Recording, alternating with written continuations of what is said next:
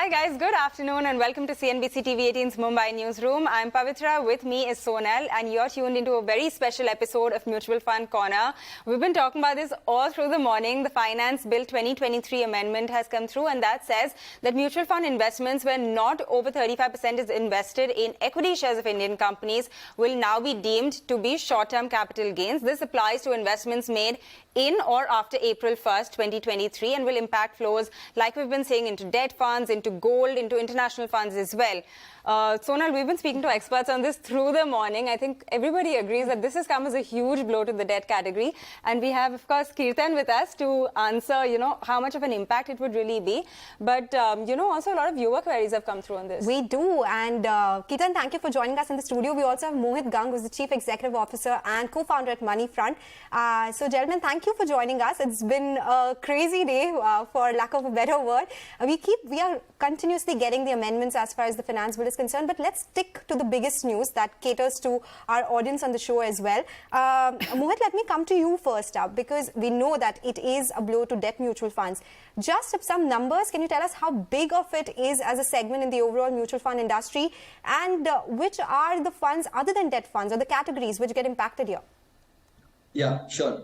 Thanks a lot, Sonal and Pavitra. Always a pleasure to be on your show. And thank God it's Friday, so we can gulp down the news over the weekend. Non-equity AUM in the industry is roughly around 17 lakh odd crore, out of which approx 60% is held by corporates. And the corporate money is mostly short-term in nature. To my mind, that won't get impacted to a very large extent because of this.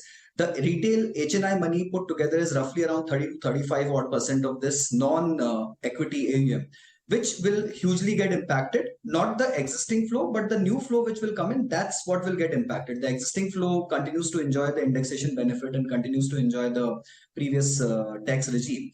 But other than debt, I think the other categories which are significant categories, let's say the international fund category or the overseas category, which is roughly around 25,000 odd crores, will get hugely impacted. Any which ways that category has been struggling because the limits were kind of busted a year back, and RBI hasn't raised the limits. Given the pressure on currency, that was very unlikely. But now this new taxation coming in will again hit the category very highly.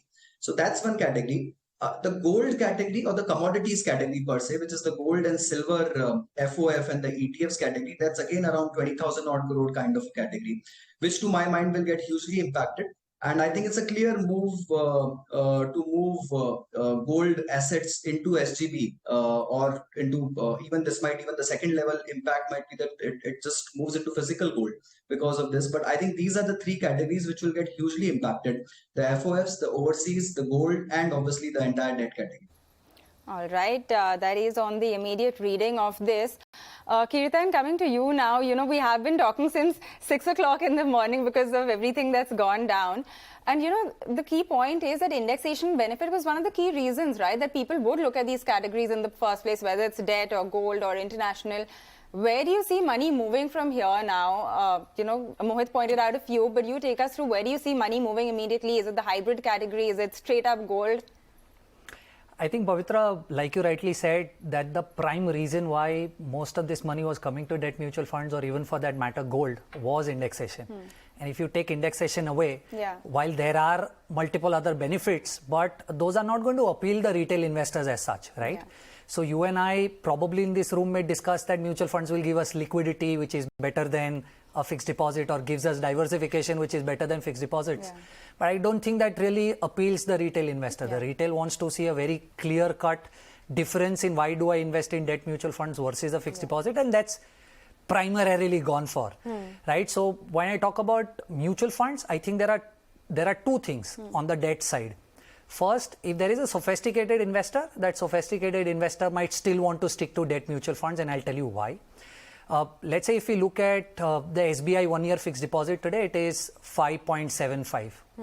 The same SBI liquid fund is 7.17, right? SBI is just a context for discussion, right? So there is still a very large spread, because what will happen is that when you invest in mutual funds and they are tracking live prices or live data, the effect of movement of what is happening in the market on the mutual fund is far superior than on the fixed deposit, which is primarily priced by the bank. So if there is a sophisticated investor, that sophisticated investor, I think, will definitely see that there is a better spread and would want to stick to mutual funds.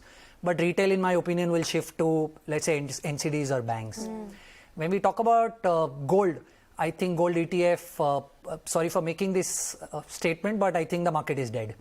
Why would you want to invest in a gold ETF when there are no tax advantages? Whereas even a physical gold or an SGB gives you much better tax advantage, and SGB gives you interest over and above the tax advantage. I think that market is dead.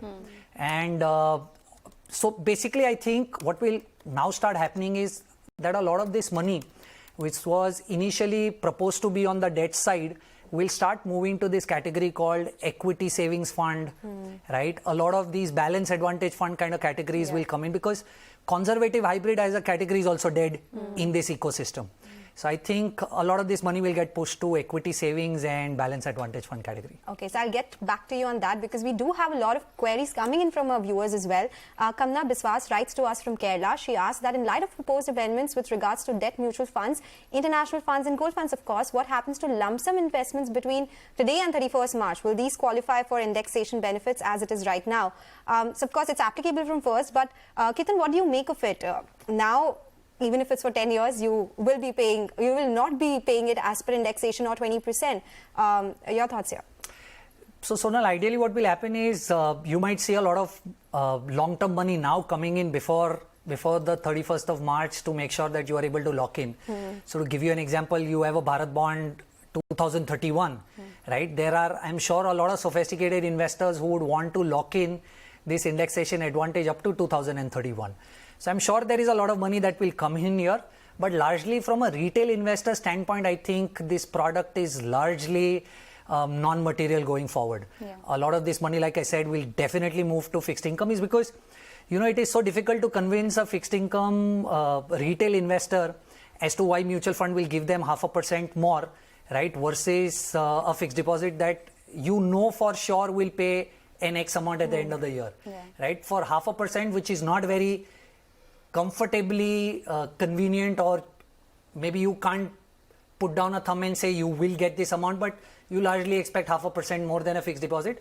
A retail is not going to get enticed towards that product. So that means if they actually buy it before 31st March, they will get the indexation benefit, but after 1st April, it's not. Oh, absolutely. So up to the 31st of March, you can buy as much as you want and you still get the grandfathering advantage. But 31st of April and beyond that, you will lose this. Okay, Mohit, you want to come in on this as well? Do you think we're going to see a bit of a rush before 31st? And do you think that's something that you would even advise someone to do if they are looking at this category? Look, Pavitra, so I think we've had some maddening rush of investors calling in since morning on this subject, and I think apparently most of them are keen to put in monies because, look, there are two parts to it. One part is obviously the tax advantage, and the reason for anyone's investing into a product should not be tax advantage. The second part, which is the most material part out here, is investing in long bonds a good call currently, right? In the current context, I think all of us would agree that interest rates perhaps might see a 25 to 50 bips hike more, but from next year onwards, you will see a rate cycle softening, right? And in that zone, long bonds or long duration bonds, or as Kirtan said, a Bharat bond 2031, 33 kind of papers, those will hugely work very well for all the investors. So as far as we are concerned, we are asking all our investors, if they were waiting on the sidelines for the rates to yields to go up a little more, I think this is the right time. You get an additional indexation. If anyone is investing even with a 3-year kind of a view, you make those 4 indexations if you invest before 31st of March. You obviously made good the tax advantage, and then your yields are looking very attractive. Though the yield curve is quite flattish, but on a 2033 kind of paper, you're making roughly around 7.5 to 7.6 YTM right now, which to my mind is fairly attractive. So yes, of course, investors should get into this category before 31st. Okay, we get that point, and we are continuously analyzing that as well. Kirtan, I wanted to speak to you about this big debate now that's happening between fixed deposits and debt mutual funds. That was always there, but of course it favored debt more earlier, right?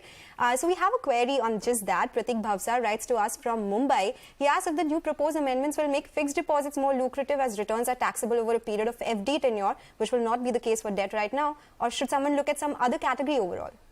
See, I think from a retail standpoint, you have 3 options largely, or let's say 4 options. First is you say you want to do fixed deposits, right? Second is you want to do NCDs. A lot of these high yield NCDs will suddenly become the flavor of the season now. You probably can do secondary market bonds. So there are a lot of these bonds which are already listed, right? And the fourth is debt mutual funds. Now, if you look at it from a retail standpoint, the biggest problem that a retail investor typically has is that if she has 10 lakh rupees, that entire 10 lakh rupees will get allocated to one bond or one FD. So in that context, you will not see a lot of diversification advantage that the retail investor will typically get. In that sense, the debt mutual fund category is still far superior. Also, if you look at it from a 3-year standpoint, and like Mohit rightly pointed out, we are probably at the end of the interest rate cycle, right? So when interest rates will start falling, you will also see capital gains that you will get on investing in the debt mutual fund side, right? So from a 3-year standpoint, if there is a retail investor who's looking at investing right now in the debt mutual fund, not only that the accrued interest or YTMs are higher, but because when interest rates will go down, they will also make a lot of capital gains, which is not going to be possible in fixed deposits or any other product as such, right? But again, the disconnect here is that, can I put a number and say at the end of the 24th month or the 30th month, how much is your debt mutual fund going to make for you? The answer is no, right? But that is the advantage now that the fixed deposits and all the other kind of fixed products will bring on board.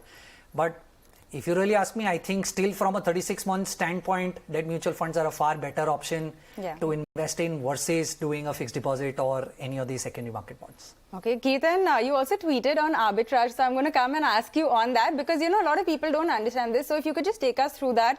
You're saying why not have 40% arbitrage in debt? I mean, it still keeps the debt flavor, right? So that's what you're trying to bring across? Pavitra, there is a small confusion here and I'll tell you what. When you look at the 2018 circular from SEBI, it very categorically says that a debt fund should invest in debt. And arbitrage from a taxation standpoint is equity. So I'm not really sure if the 2018 categorization rule will really allow the industry to do arbitrage in debt mutual funds. But I think this is a very small request that the industry together can make to the relevant authorities, saying that arbitrage as such is not extremely volatile, right? So if you can allow 35% or 40% of arbitrage in debt mutual funds, I think still you will be able to keep the indexation advantage while allowing this. And there will not be a lot of volatility in the portfolio. So if at all industry can come together and push this across, I think it'll be a great saving grace for debt as a category. You should ask Mohit about this as well, right? Mohit, what do you think of this suggestion? Look, I think arbitrage is the only arbitrage left on the street. Honestly, in terms of category, I see a lot of short-term money in debt moving to arbitrage and equity savings category. But what Kirtan is mentioning is that having some allocation of arbitrage into debt. Look, I don't know how much will SEBI relent on that, because finally arbitrage is an equity class. There is some element of equity, there is some element of futures and options, and debt by nature is very, very safe and very different. So allowing arbitrage so that the category gets over 35% equity and hence becomes a little efficient in taxation, if that happens, great.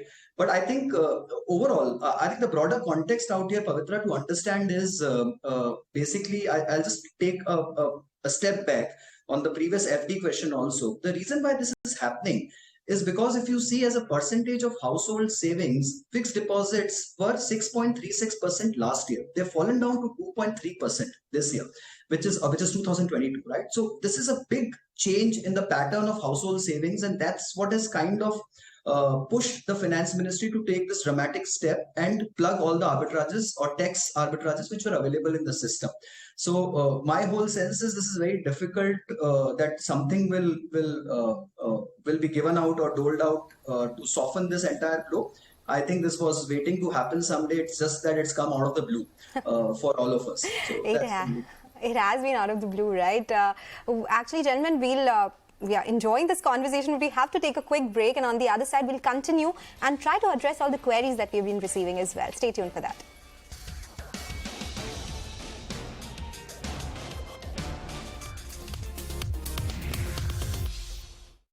की